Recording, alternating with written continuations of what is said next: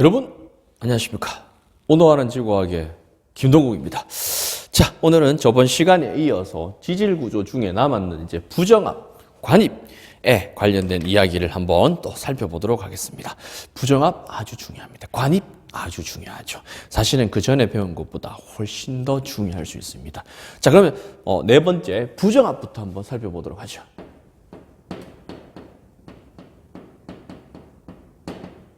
자, 일단 말의 뜻부터 한번 살펴볼게요. 부정압이래. 그럼 부정압의 혹시 반대말은 학생들 먼저 알겠어요? 정압이죠, 정압. 아니다 이 말이지. 정압이 아니다. 그럼 정압은 뭐냐? 원래 우리는 이 자연 상태에서 가만히 놔두면 모든 물질들은 그냥 계속 쌓이게 되어 있어요. 그래서 대적. 이게 정압이에요. 그럼 부정압은 뭔데? 정압이 아니다. 태적.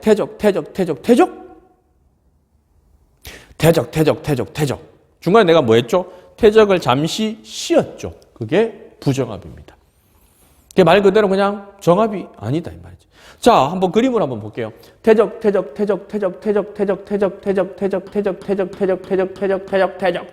죽겠다. 태적이 계속되고 있다가 갑자기 이 지층이 뭐 하느냐? 하늘 위로 올라갑니다. 뭐? 융기해버리는 거지. 그러면 원래는 다 같은 땅이었는데 애가 쑥 올라가서 그럼 주변보다 더 올라와 있잖아. 그럼 뭐하게? 가만히 안 놔둡니다. 어떻게 하는데? 비바람 몰아쳐요. 애들 어떻게 해? 부수기 시작합니다. 뭐? 풍화와 침식이 와서 애들 막 두드려 팹니다. 그래서 깎이기 시작하겠죠. 그래서 퇴적하다 올라가서 아파 두드려 패. 근데 요 밑에 빗금친 애들이 날아가고 남았는 이 잔 부스러기들이 그대로 남아있겠죠, 아직. 자, 올라가서 맞아서 아프지? 그럼 어떻게 돼? 내려와야지. 아프니까. 그래서 내려옵니다. 그런데 중요한 건 그 위에 아직 흰색 아이들의 부스러기가 그냥 안 날아가고 남아있는 거죠. 그리고는 다시 뭐 어떻게 돼? 태적 계속 태적을 일으키는데 위에 노란색으로 쌓이는데 그 안에 하얀색 밑에 있는 돌들이 그대로 남아 있습니다. 찌끄레기. 우리는 이 하얀색 찌끄레기를 뭐라고 부르냐면 기저여감이라고 부릅니다. 기저여감. 아주 중요하죠. 그럼 부정압이 있으면 무조건 뭐가 있어야 돼? 기저여감이 나타난다 이 말이지. 자, 그럼 우리가 여기서 알 수 있는 사실은 뭐냐면 태적. 중간에 태적이 뭐 했다? 중단됐다 이 말이다. 우리는 그러한 것을 뭐라 부른다고? 부정압이라고 부르자 이 말입니다. 그럼 이 부정압의 특징은 살펴보면 태적 하다가 중간에 멈췄지? 시간적인 불연속이 존재하더라. 중간에 퇴적이 중단된 시기가 있더라. 그 다음에 퇴적이 중간에 중단되었다는 것은 어떤 뭔가가 있단 말이거든. 즉 시대를 구분하기에 되게 좋은 거죠. 그러니까 다른 뭔가가 있었단 말이지, 사건이. 그 다음에 만약에 부정압이 있으면 무조건 뭐가 나와야 된다? 기저여감이 발생하고 있다. 밑에 돌이 위에 보이더라. 기저여감이 있어야 됩니다. 자, 그러면 얘들 이 부정압의 종류에 대해서 한번 잠깐 살펴보면 첫 번째 평형 부정압. 부정압을 빼겠습니다. 평형 부정압이 있는데 얘는 밑에 층이 요런데 침식받은 면이 요렇게 있으면 그 위에 층도 나란하게, 즉 밑에 층하고 부정한 면을 기준으로 해서 위에도 층이 비슷해. 나란한 거야. 우리는 요런 부정압을 뭐라 부르냐면은 평형 부정압. 또 뭐가 있냐면 평형 부정압 말고 경사 부정압이라고 해서 이거 이제 부정압인데 글자를 줄일게요. 얘는 밑에는 나란하지 않아. 즉 뭔데? 애가 비스듬해. 그런데 부정압을 받고 기저야감이 있고 그 위에 층들은 또 이렇게 위아래가 둘이 경사가 졌죠.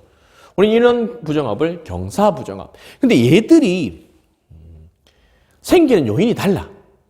평행부정합 같은 경우는 조류운동에 의해서 생기고 경사부정합은 조산운동에 의해서 생깁니다.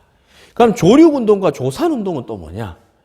조산운동은 말 그대로 만들 조자에 매산자, 산을 만드는 거. 우리 저번 시간에 했던 습곡 누르면 이렇게 올라가잖아. 습곡 산인 거예요. 산. 즉 산을 만드는 활동은 조산운동. 조류운동은 이만한 땅이 그대로 융기되거나 그대로 밑으로 내리면 침강하거나. 그러니까 지층 자체가 융기나 침강을 하면 조류운동이라고 부릅니다. 그 다음에 이제 부정합 중에 마지막 남았는 것 중에 하나가 뭐가 있냐면 난 정합이에요. 내가 아니고 내가 말고 이 나는 어렵다는 거지. 그러니까 부정합인데도 부정합이 되기가 되게 어려운데도 나왔다. 어떤 경우냐면 부정한 면이 있는데 그 위에 층이 쌓이는데 부정한 면 밑에 화성암이 보이는 거지. 쉽게 얘기하면 심성암이 들어앉아 보이는 거야. 즉 심성암이 바깥으로 뿜어져 나왔어. 우리 심성암 지구 내부에서 식었거든. 그렇다면 매우 깊은 곳에 있어야 되는데 얘가 드러날 만큼 긴 시간이 지났다는 거죠. 그래서 부정합의 시간이 되게 길다. 우리는 난정합이라고 부른다. 그래서 난정합 같은 경우는 원래 부정합보다 더 긴 시간의 간격을 가진다. 이렇게 이야기하면 되겠습니다. 그래서 심성암이 드러날 만큼 퇴적이 중단되었다. 이렇게 이야기하면 제일 편할 것 같아요. 자, 이렇게 하고 마지막으로 이제 5번째 관입 관련된 이야기를 조금 해볼게요.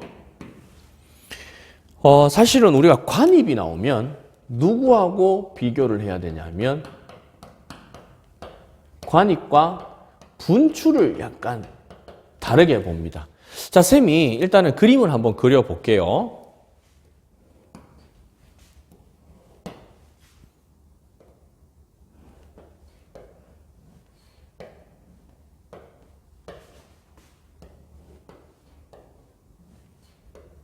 두 개가 같은 그림이죠. 같이 다를 게 하나 있어. 틀린 그림 찾기? 아니야, 똑같아.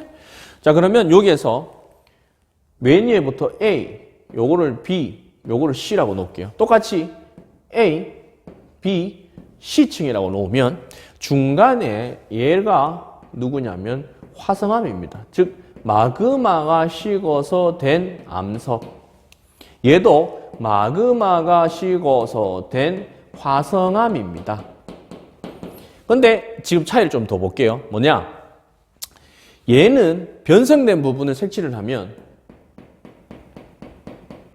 변성이 요 영역에 걸쳐서 변성이 되어 있습니다. 요렇게. 얘는 변성이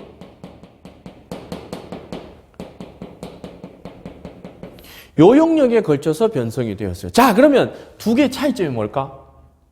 얘는 A가 변성이 됐다는 말은 C가 쌓이고 A가 쌓이고 B가 뭐 한 거죠? 얘가 그 안을 뚫고 들어간 거죠. 그러니까 A도 변성이 된 거지. 근데 얘는 C가 쌓이고 A는 전혀 손이 안 대졌거든. 그 말은 B가 분출을 하고 그 다음에 누가 쌓였다? A가 쌓였다고 볼 수 있죠. 순서가 달라집니다. 관입이냐 분출이냐에 따라서 아이들의 순서가 달라지죠. 그래서 아주 중요한 포인트입니다. 꼭 기억을 하세요. 얘가 쌓이고 A가 쌓였으니까 B가 들어가면서 A까지 변성을 시킨 거고, 얘는 B가 쌓이고 C가 쌓이고 B가 분출을 하고 그 위에 다 식은 다음에 A가 덮은 거지. 그래서 분출과 관입 조금 구분을 좀 하시면 좋고, 마지막으로 이제 하나 남았는 게 포획인데, 이런 어떤 관입 같은 형태가 생길 때 내가 이렇게 물 밀듯이 들어가면 원래 있던 애들 주변을 쭉 감싸면서 내가 들어가 버린 거지. 그러면 예를 들어서 이런 거죠. 안에 있는 거를 B라고 놓고 밖에 있는 거를 A라고 놓으면 바깥에 있는 그러니까 원래는 B가 먼저 생성이 되어 있었어. B가 먼저 있는데 A가 이제 뭐 들어와 버린 거지. 뭐 관입을 하든 분출을 하든 B가 들어오면서 잡아먹는 거지. 식으면서 잡아먹어버린 거지. 다 없애버린 거지. 그럼 B만 덩그리 혼자 그 안에 들어있는 거야. 그러니까 A 안에 B가 들어있는 거지. 혼자 들어있으니까 남한테 잡아먹혔다, 포획됐다, 포획암이라고 부릅니다. 그래서 포획암까지 하면 우리가 언제 누가 먼저 생성되는 건지 이 순서까지 또 찾을 수가 있는 거죠. 자, 이렇게 해서 오늘 이제 지질 구조까지 해서 저번 시간에 이어서 지질 구조까지 끝냈습니다. 사실은 지질 구조에서는 이게 더 중요하죠. 아주 중요한 부분이니까 꼭 기억하시고 우리 여러분들 수능 대박 날 수 있는 그날까지 또 한번 파이팅해서 한번 달려가 보도록 하겠습니다. 자, 운동하는 지구학의 김동국이었습니다.